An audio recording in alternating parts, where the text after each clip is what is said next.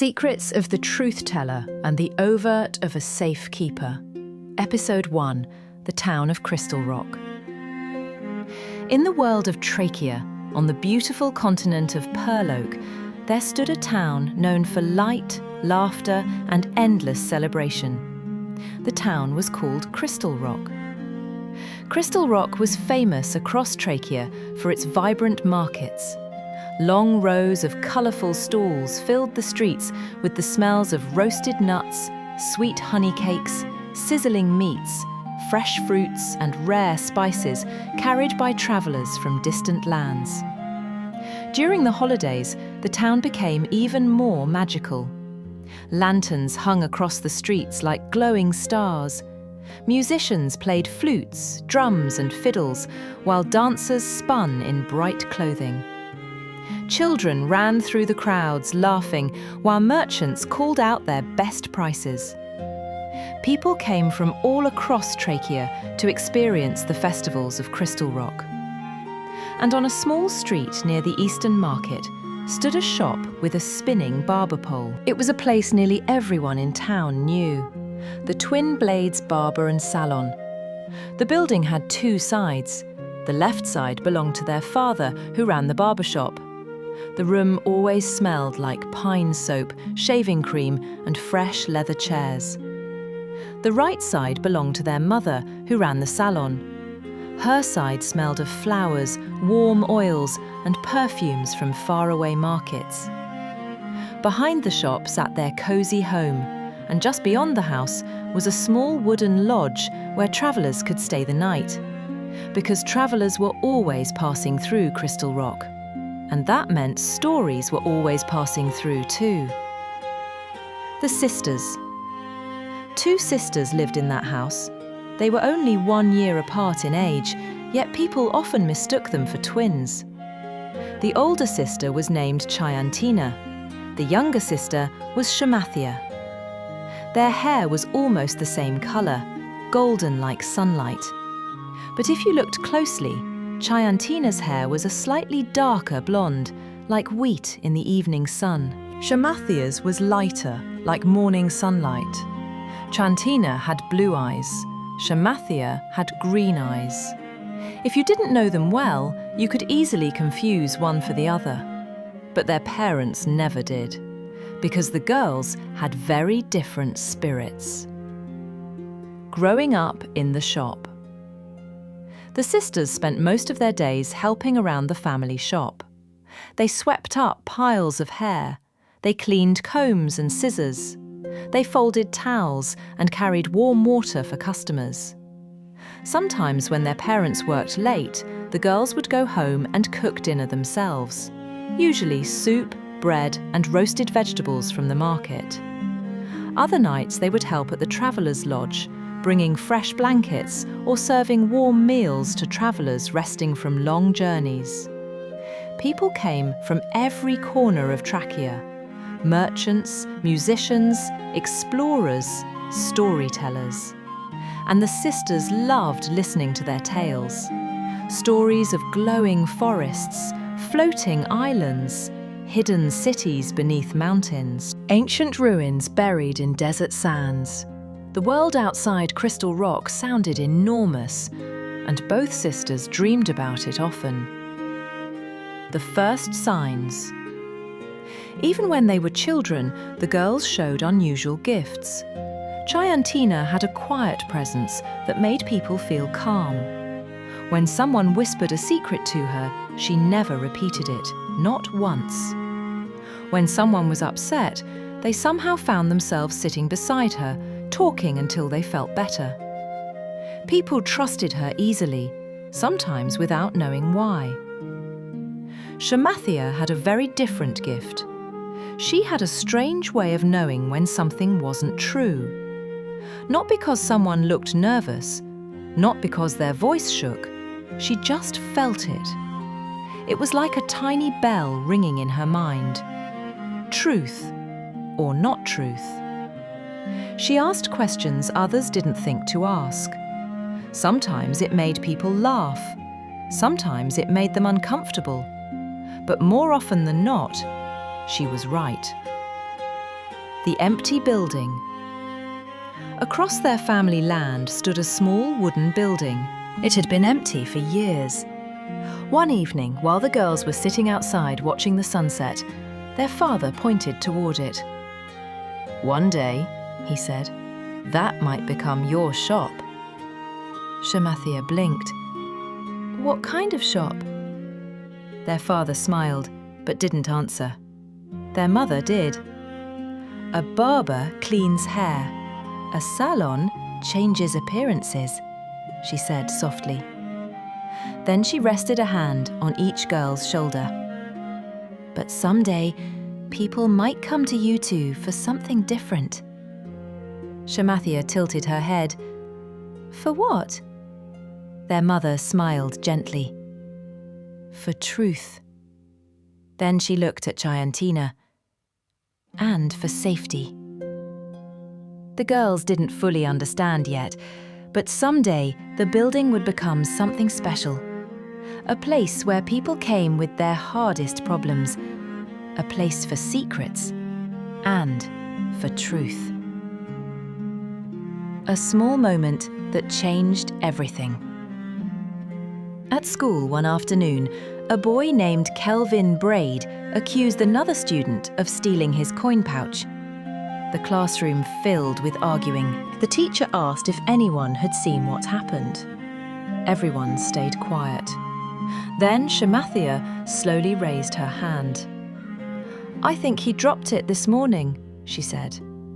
Kelvin shouted, "No, I didn't!" But Shamathia looked at him calmly. "You did. By the well, when you were showing everyone the coins." The teacher sent someone to check, and there it was, right beside the well, exactly where Shamathia said. Everyone stared at her like she had magic. But Shamathia just shrugged. "I just remembered." Chayantina watched her sister quietly, because something inside her realized something important. Shamathia didn't just remember things, she understood truth. And Chayantina understood how to keep what must be protected. That night. Later that night, the sisters sat on the porch steps. Lanterns flickered across Crystal Rock as music drifted through the streets. Shamathia asked softly, "Why do people lie?" Chayantina thought for a long time. Then she answered, "Because sometimes the truth feels dangerous." Shamathia nodded slowly. "What if someone needs help telling the truth?" Chayantina smiled. "Then they come to you." Shamathia looked thoughtful. "And what if someone has a secret they're scared to say out loud?" Chayantina looked toward the small, empty building across their land. "Then they come to me." Neither sister realized it yet, but someday people across Trackia would travel to Crystal Rock for exactly that reason: to visit. Secrets of the Truth Teller and the Overt of a Safekeeper. Episode 2, The Lantern Festival Mystery. Every year in Crystal Rock, the most beloved celebration was the Lantern Festival. For 3 nights, the entire town glowed with thousands of floating lanterns. Bright reds, deep blues, golden yellows, and soft whites drifted through the streets like tiny moons. Children carried small lanterns on sticks. Musicians played lively songs in the markets. Food stalls sold honey bread, grilled meats, sweet berry cakes, and steaming bowls of festival stew. For Chayantina and Shamathia, it was their favourite time of year. They had helped their parents close the shop early that afternoon so they could explore the celebration before the big lantern release at night. "Race you to the sugar nut stand," Shamathia shouted. She darted into the crowd before Chayantina could even respond. "Hey!" Chayantina laughed, running after her. Trouble at the market. The market square was packed with people when the sisters arrived. A musician played a fiddle while dancers spun in colourful skirts. But suddenly, the music stopped. A loud voice shouted from near the spice stall. "My lantern coins are gone!" A woman named Mrs. Delvara, who sold festival lanterns every year, was standing behind her table looking furious and worried. She had a wooden box where customers dropped coins before taking a lantern. Now the box sat open, empty. People began whispering, "That was a lot of money. Someone must have taken it." The festival guards began asking questions, but no one had seen anything. Shamathea looked around slowly. Chiantina noticed that look. It was the same look her sister always had when something didn't make sense. "What do you see?" Chiantina asked quietly. Shamathea pointed at the coin box. "Someone took them," she said. "Well, yes," Chiantina replied with a small smile. "But they didn't run." Chiantina blinked. "What?" Shamathea looked around the square. "They're still here." A small clue. Shamathea walked around the stalls slowly. She looked at the table, then the ground, then the crowd. Finally, her eyes landed on a boy about their age standing near a lantern rack. He looked nervous, very nervous. His hands were clenched tight around something inside his coat pocket. Chiantina leaned closer to her sister. "You think it's him?" Shamathea whispered back. "I think he's scared." They walked over slowly. The boy flinched when they approached. Chiantina spoke first, her voice calm. "Hey, are you okay?" The boy nodded quickly, too quickly. Shamathea tilted her head. "Did you take the coins?" she asked plainly. The boy's face turned bright red. "No!" The word came out fast, too fast. The tiny bell rang in Shamathea's mind. Not truth. Chiantina noticed his shaking hands. She gently said, "You don't have to be afraid." The boy's eyes filled with tears. "I didn't want to steal," he whispered. "But my little sister is sick. My mum said we couldn't buy lanterns this year, and she was crying." He slowly pulled the pouch from his coat. It was full of coins. Chiantina's heart softened. Shamathea looked thoughtful. "You took them for your sister?" The boy nodded. "I was going to bring them back tomorrow." Chiantina thought for a moment. Then she said gently, "Come with us." They walked him back to Mrs. Delvara's stall. The boy looked like he might faint, but Chiantina placed the coin pouch on the table. "He took them," Shamathea said honestly. The crowd gasped. The boy started crying. "But he didn't take them because he's bad," Chiantina added calmly. "He wanted his sister to have a lantern tonight." Mrs. Delvara looked at the trembling boy, then at the coin pouch. Then she sighed. "You should have asked." The boy wiped his eyes. "I thought you would say no." Mrs. Delvara reached under the table. She pulled out 2 lanterns. "Take these," she said. The boy stared in disbelief. "But the coins!" She pushed the pouch back to him. "Use them to buy medicine for your sister instead." The crowd began smiling. Someone started clapping. Then others joined. The festival music started again. The lantern release. Later that night, the entire town gathered near the river. Thousands of lanterns were lit. The boy stood nearby, holding one lantern for himself and one for his sister. He looked at the sisters and smiled shyly. Thank you. Shamathia shrugged. Just tell the truth next time. Chayantina smiled softly. People can help more when they know the truth.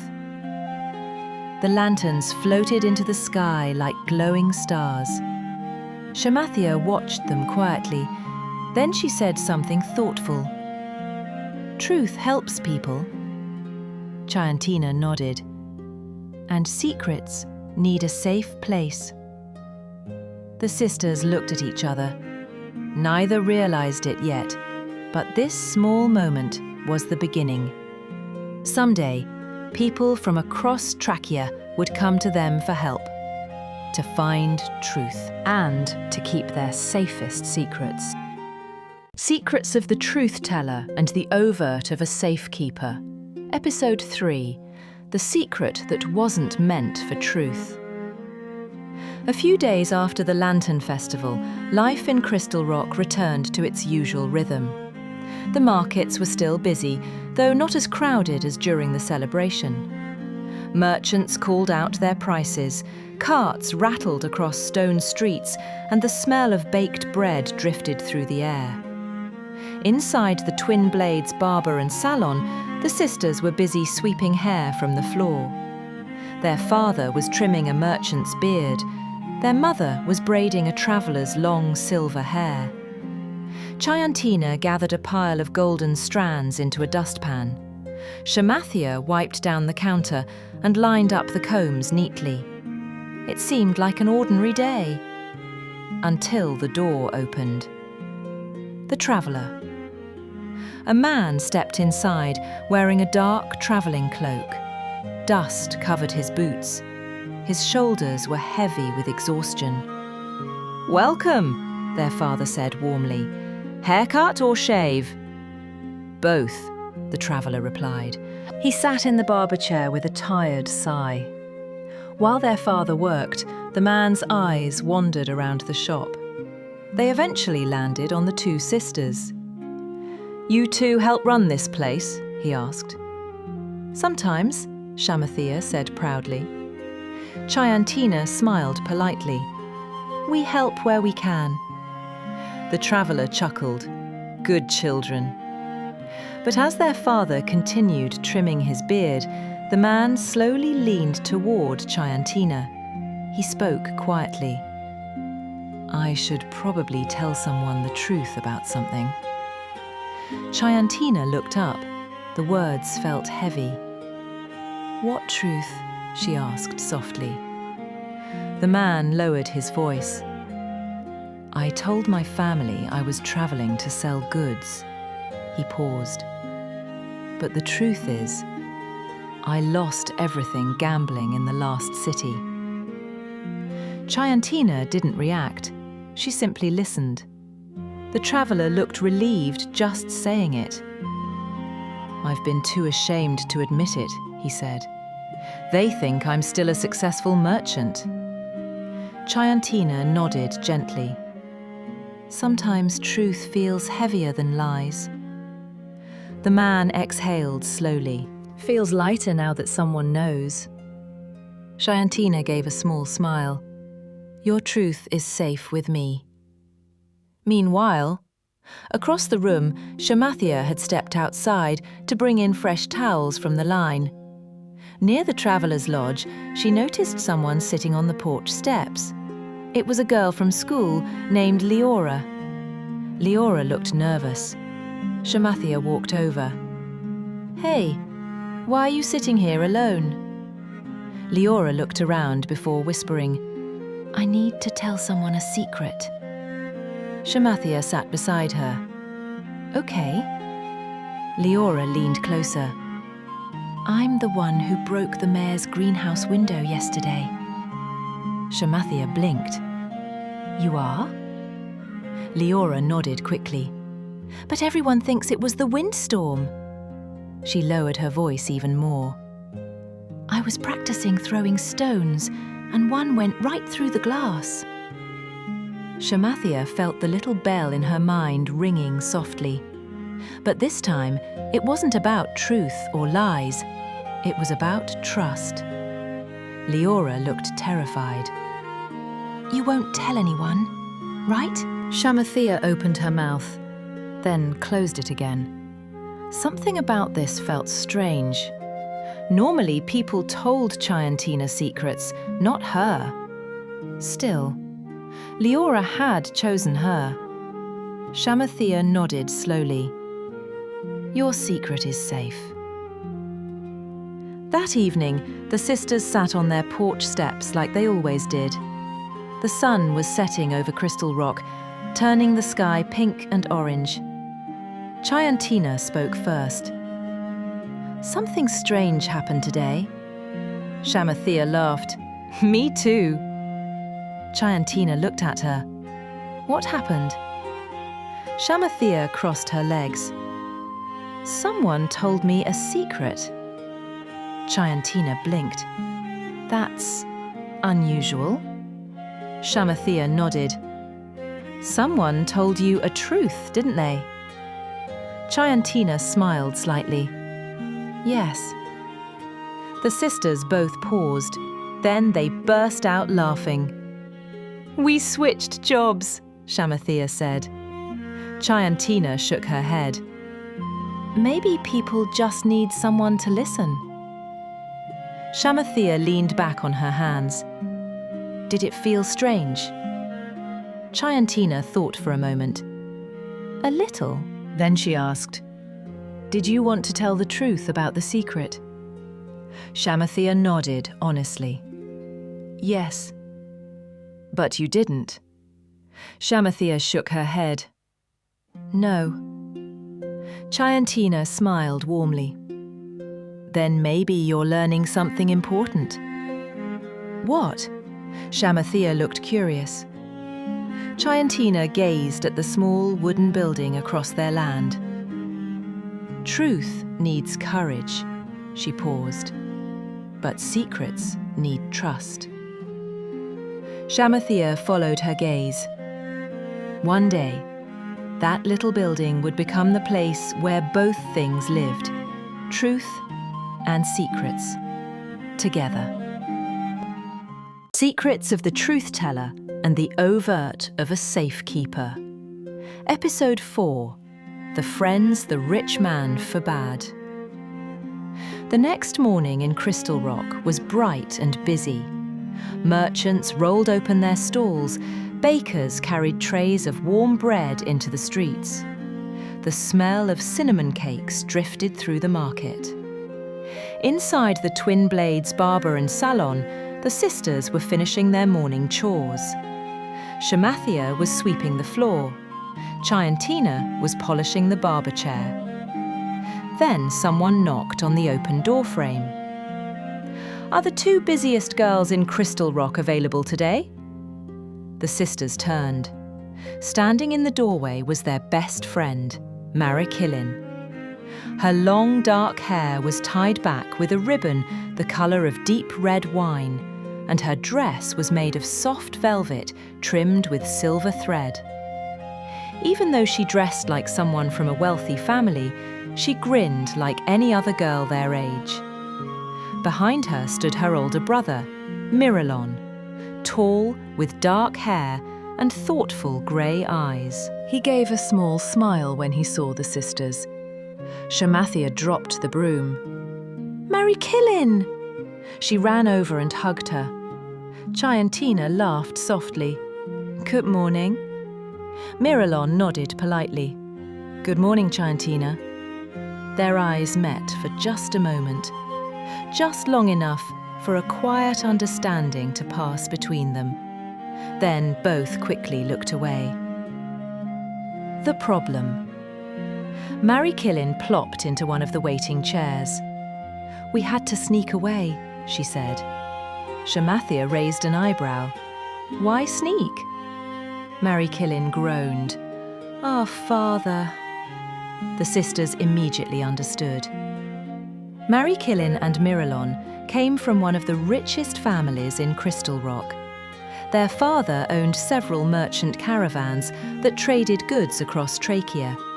He was known for two things: being extremely successful and being extremely proud. He believed his children should only spend time with other wealthy families, not the daughters of a barber and salon owner. Mary Killin rolled her eyes. He says we shouldn't be wandering the markets with shop girls. Shamathia scoffed. We live here. Miralon chuckled quietly. I've tried explaining that to him. Chiantina crossed her arms. And? Miralon sighed. He's stubborn. The secret. While Mary Killin and Shamathia talked loudly about school gossip and festival games, Miralon quietly walked over to where Chiantina was standing near the window. He spoke softly. Did you enjoy the Lantern Festival? Chiantina smiled. It was beautiful. There was a small pause. Miralon looked out at the market street. I wish things were simpler. Chiantina knew what he meant. Their families lived very different lives, but somehow, over the past few years, something had quietly grown between them. Something neither had told anyone about. Not even Shamathia. Not even Mary Killin. Miralon glanced back at her. Did you miss me this week? Chiantina looked down, hiding a smile. A little. Miralon's face softened. Only a little. Chiantina looked back up. A lot. For a moment, neither of them spoke. Then Shamathia's loud voice cut across the shop. Hey! They jumped apart. Shamathia was grinning suspiciously. What are you two whispering about over there? Chiantina answered quickly. Nothing. Miralon nodded. Just talking about the festival. Shamathia narrowed her eyes. But Mary Killin grabbed her arm. Come on, we promised to show you something. The four friends left the shop and headed toward the edge of town, past the markets, past the gardens, until they reached the rocky hills just outside Crystal Rock. Mary Killin turned dramatically. Behold! Shamathia blinked. Behold what? Miralon pointed toward a narrow path between two large crystal-coloured stones. A hidden cave. Shamathia's eyes lit up. You found a cave? Mary Killin nodded proudly. We found it yesterday. Chiantina laughed. So you snuck out again? Mary Killin shrugged. Worth it. The four of them carefully stepped inside. Sunlight reflected off small natural crystals in the cave walls, filling the space with faint, shimmering light. Shamathia gasped. This is amazing! Miralon watched Chiantina as she looked around the cave in wonder. And for a moment, the rest of the world seemed far away. On the way home. As the sun began to set, they walked back toward town. Mary Killin and Shamathia ran ahead, arguing about which crystal they liked best. Miralon slowed his steps beside Chiantina. My father is sending me away soon, he said quietly. Chiantina's smile faded. Where? To study trade in another city. She felt her chest tighten. For how long? Maybe a year. They walked in silence for a moment. Then Miralon stopped. I didn't want to leave without telling you something. Chiantina looked at him. What? He hesitated, then said the words he had been holding back for years. I think I've been in love with you for a long time. Chiantina's heart pounded. She looked down at her hands, then back at him. I know. Miralon blinked. You know? She smiled softly. Because I think I've loved you just as long. For a moment the world seemed very quiet. Then Shamathea shouted from up the road, "Are you two coming or moving in out there?" They both laughed, but neither of them told anyone what had just happened. Because some truths and some secrets were meant only for two hearts. Secrets of the Truth Teller and the Overt of a Safekeeper. Episode 5, The Charm of Marikilin. Years passed quickly in Crystal Rock. The little girls who once ran through festival lanterns had grown into young women. The markets still filled the streets with music and spices. The barber pole still spun outside the Twin Blades Barber and Salon. But the sisters had changed. Chiantina, now nearly grown, carried herself with a calm confidence. People naturally trusted her. Customers in the barber chair often found themselves telling her things they had never told anyone before. Secrets came easily to her, and she protected them like precious treasure. Shamathea had grown sharper, more observant. When people spoke, she watched their eyes, their hands, their pauses. Truth revealed itself to her like sunlight breaking through clouds. Sometimes people came to the shop just to ask her opinion on something, and when she spoke, people listened. But the sisters were never alone, because beside them, through childhood, through school, through every adventure, stood their closest friend, Marikilin. Marikilin had grown into a striking young woman. Her dark hair fell in smooth waves down her back. Her smile could light up a crowded market. When she walked into a room, people noticed. Not because she demanded attention, but because attention simply followed her. Shamathea once said, "You could convince a guard to unlock the city gates just by smiling." Marikilin laughed. "I'd probably just ask nicely." Chiantina shook her head. "No, you'd charm him into thinking it was his idea." And it was true. Where Shamathea had truth and Chiantina had trust, Marikilin had something just as powerful: charm. People liked her, trusted her, listened to her, and sometimes told her things they never meant to say. She used it carefully, but when her friends needed help, she could open doors neither truth nor secrecy could unlock. The promise of friendship. One evening, the three girls sat together on the roof of the salon, watching lanterns glow across the streets of Crystal Rock. Marikilin stretched her legs across the tiles.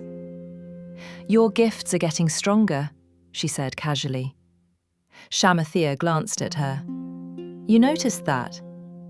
Marikilin laughed. "Of course I noticed. I've known since we were children." Chiantina smiled softly. "And you've never told anyone?" Marikilin shrugged.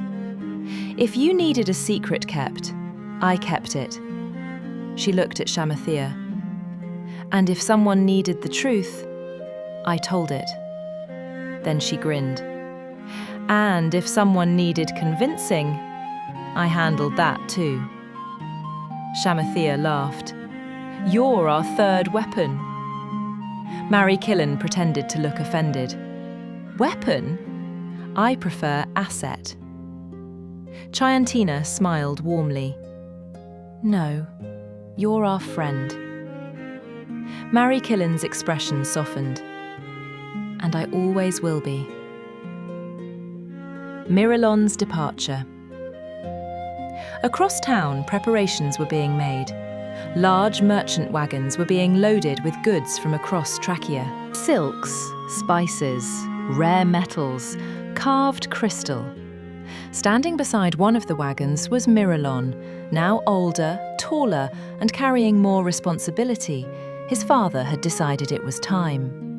Mirilon would travel with the merchant caravans. He would learn trade, business, negotiation, everything required to someday run the family empire. But his thoughts weren't on the caravan, they were on someone else. A quiet goodbye. That night, Miralon walked toward the small path behind the salon. Chayantina was already there. She had been waiting. Moonlight reflected softly in her blue eyes. "So it's true," she said quietly. "You're leaving?" Miralon nodded. "For a while." "How long?" "Months, maybe longer." Chayantina looked down. "I knew this day would come." Miralon stepped closer. "I didn't want to go without seeing you." The night air was quiet around them.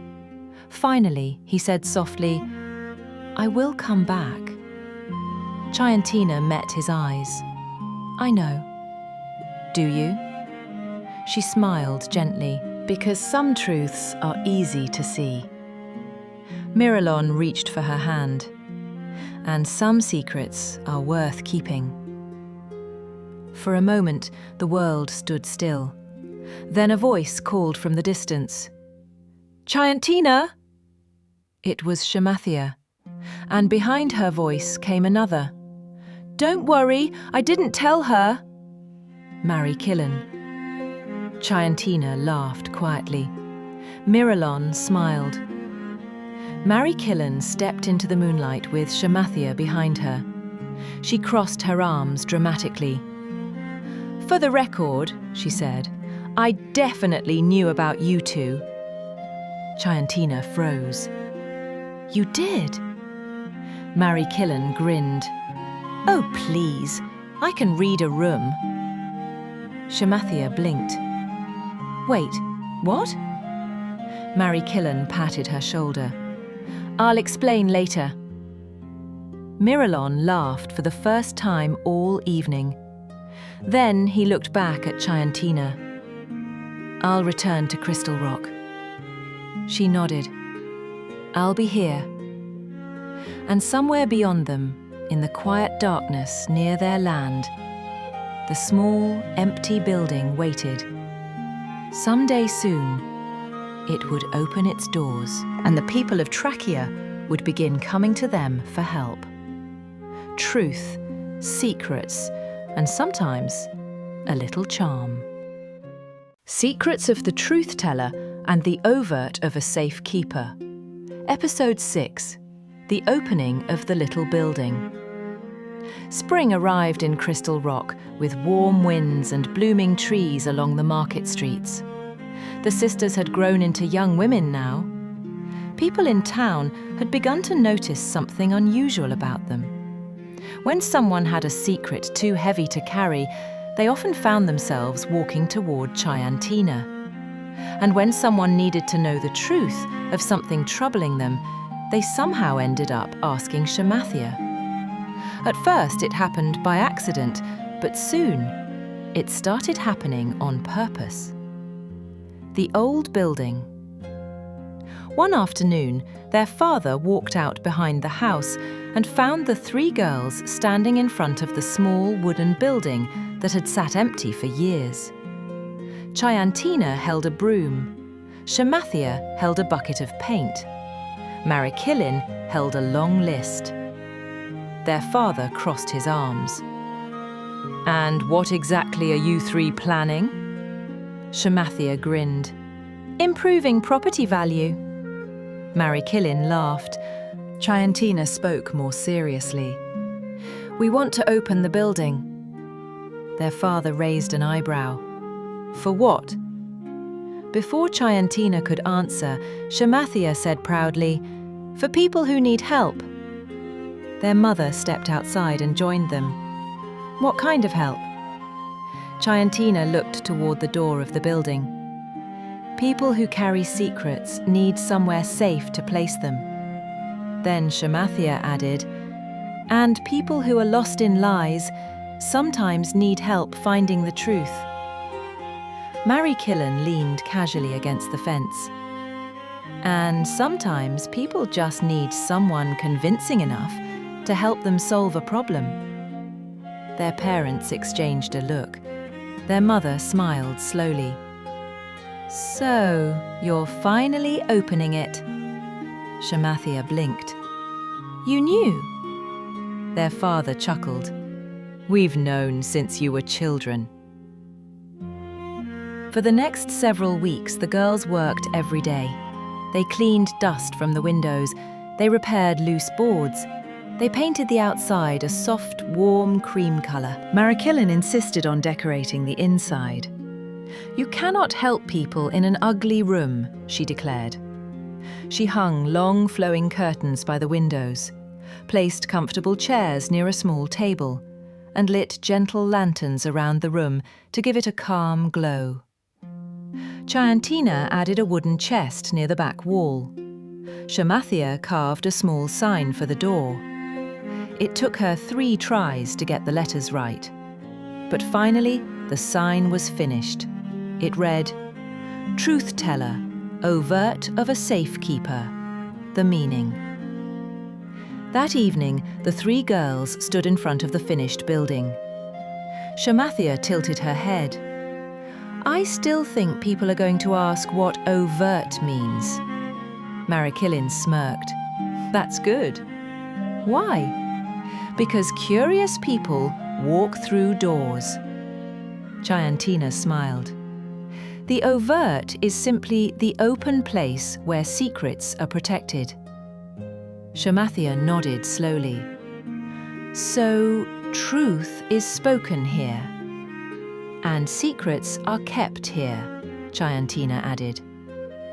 Marikillen crossed her arms proudly. And charm solves everything else. The first visitor. They had barely opened the door the next morning when someone arrived. A young woman stood outside nervously, her hands twisted together anxiously. Chayantina stepped forward. Can we help you? The woman hesitated, then whispered, I heard you help people with difficult things. Shamathia leaned casually against the doorframe. That depends. On what? Shamathia smiled. Whether you want the truth or a secret. The woman looked overwhelmed. I think I need both. Marikillen opened the door wider with a graceful smile. Then you're definitely in the right place. Inside the shop. The woman sat in one of the chairs. Chayantina sat across from her calmly. Shamathia leaned against the table. Marikillen poured tea. The woman spoke nervously. I'm supposed to marry a man my parents chose. Shamathia raised an eyebrow. But? The woman swallowed. But I'm in love with someone else. Marikillen smiled knowingly. That does complicate things. Chayantina spoke gently. Have you told your parents the truth? The woman shook her head. They would never accept it. Shamathia watched her carefully, then asked quietly, Do you want the truth about your situation? The woman nodded. Shamathia folded her arms. If you marry the man you don't love, you'll regret it for the rest of your life. The room went quiet. Then Chayantina said softly, Would you like us to keep your secret while you figure out what to do? Tears filled the woman's eyes. Yes. Marikillen leaned forward with a bright smile. Well then, she clapped her hands once. Let's solve a love problem. Later that evening, the 3 friends stood outside their new shop. Lanterns flickered softly inside. Chayantina looked thoughtful. That felt important. Shamathia nodded. We helped someone choose their life. Marikillen stretched her arms. And we are absolutely going to hear the wildest stories in Crystal Rock now. Shamathia laughed. That is definitely true. Chayantina looked down the road leading out of town, somewhere far away. Miralon was traveling across Trackia, learning the ways of merchants and trade. But someday he would return, and when he did, Crystal Rock would be very different. Because the small building on the sisters' land had finally opened, and word was already beginning to spread. If you needed truth, if you needed a secret kept safe, or if you needed someone clever enough to solve the impossible, you could visit the 3 young women at the little building near the barbershop, the place now known across town as the Truth Teller and the Overt of a Safekeeper. Secrets of the Truth Teller and the Overt of a Safekeeper. Final chapter. The Truth. And the secret word had spread quickly through Crystal Rock. The small building beside the barbershop was no longer empty. Lanterns glowed in its windows every evening. People from the markets, farmers from nearby roads, travellers from across Pearl Oak. They had begun visiting. Some came with small worries. Some came with heavy hearts. Some came with secrets they had never spoken aloud.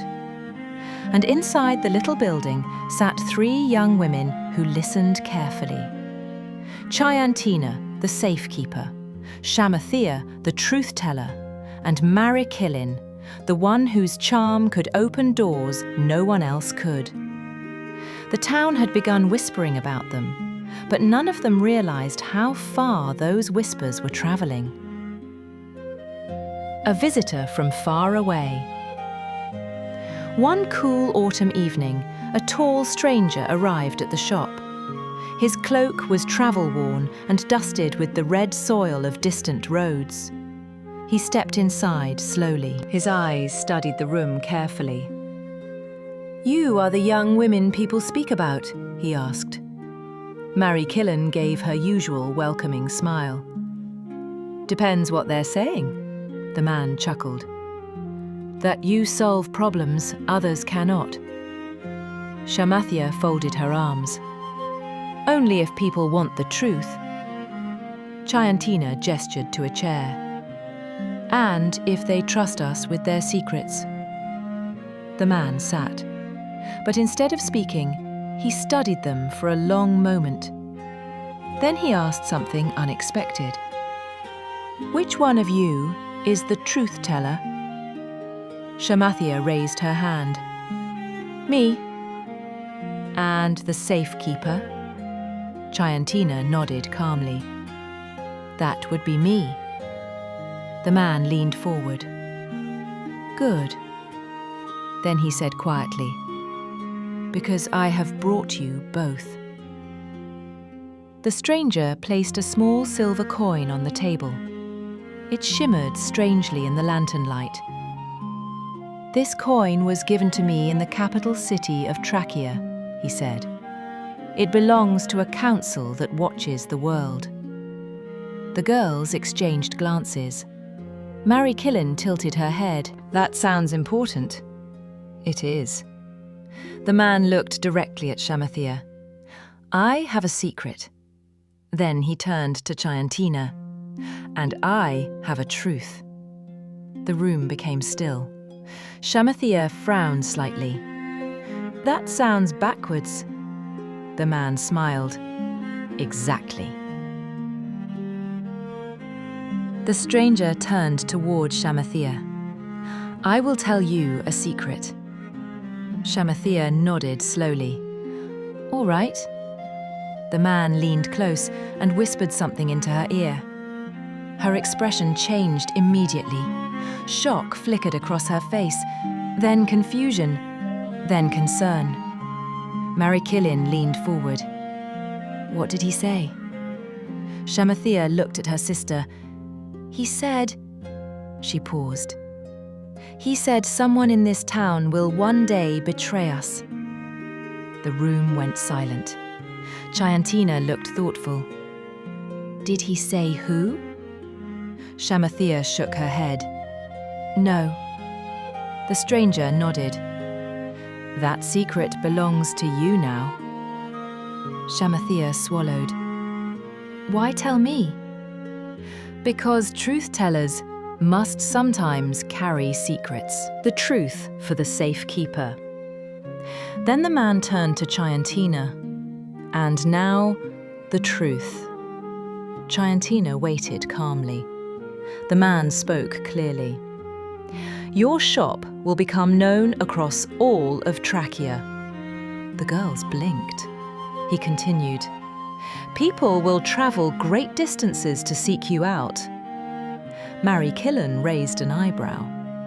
Well, that sounds wonderful. The man looked at Chiantina. But the truth is this. His voice lowered.